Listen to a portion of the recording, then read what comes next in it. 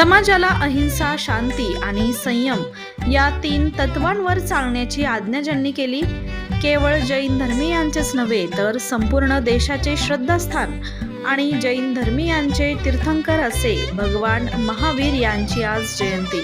अर्थातच आज महावीर जन्मकल्याणक महोत्सव। हा महोत्सव मोठ्या उत्साहात सर्वत्र पार पडताना आपल्याला पाहायला मिळतोय।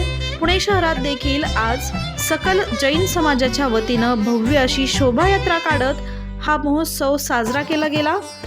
शोभायात्रेतील भगवान महावीरांचा आकर्षक पद्धतीनं फुलांनी सजवलेला भव्य असा रथ, त्यासोबतच विविध प्राणी पक्ष्यांच्या प्रतिकृती असणारा देखावा, यामध्ये हरिण, ससा, त्यासोबतच इतरही प्राणी पक्षी यांसारख्या जीवांची उपस्थिती अहिंसा परमो धर्म या संदेशाला अधोरेखित करताना दिसतो।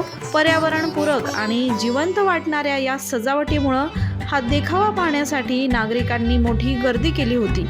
तसेच संदेश फलकांनी देखील सर्वांचंच लक्ष वेधलं। युद्ध थांबवा, मानवता वाचवा, जिओ और जीने दो असे सामाजिक संदेश देणारे फलक सर्वांच्याच आकर्षणाचा विषय ठरले।